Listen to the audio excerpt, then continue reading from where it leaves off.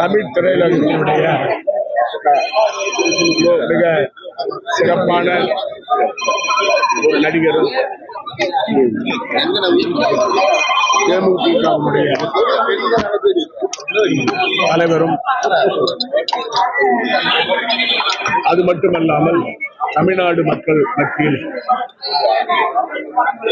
அவருடைய மக்களுடைய அன்பை பெற்ற மரியாதைக்குரிய தலைவர் விஜயகாந்த் அவர்கள் இப்பொழுது நம் மத்தியில் இல்லை.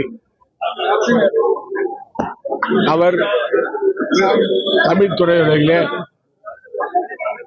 மிக சிறப்பான நடிப்பின் காரணமாக அவருடைய ரசிகர்கள் உள்ளங்களிலே இடம் கொண்டவர். அது மட்டுமல்ல,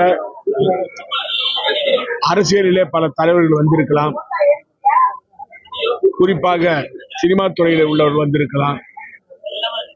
அதில் ஒரு சிலர் மட்டும்தான் பிரகாசிக்க முடியும்.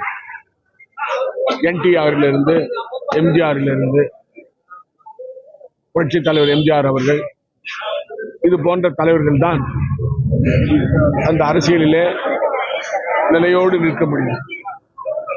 ஆனால் திரு விஜயகாந்த் அவர்கள் ஒரு தனி கட்சியை ஆரம்பித்து,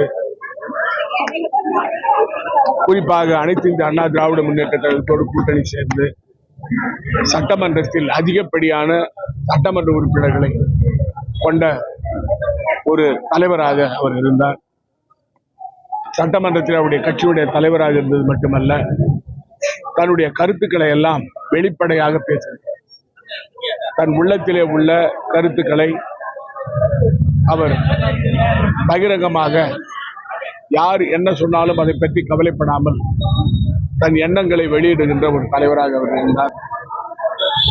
அவரை பொறுத்தவரையில அவரை விட்டு நிறைய பேர்கள் துரோகம் செய்துவிட்டு வெளியே சென்ற பிறகு கூட பணம் தளராமல் அந்த தேமுதிகவை சிறப்பான முறையில் வழிநடத்தி அந்த கட்சி இன்றும் நிலைநிற்கிறது என்று சொன்னால் அது விஜயகாந்தனுடைய அவருடைய பெருமை, அவருடைய செயல்பாடுகள், அவர் மக்களுக்கு ஆற்றிய செய்திகளை உடனுக்குடனும் துல்லியமாகவும் தெரிந்து கொள்ள சப்ஸ்கிரைப் பண்ணுங்க.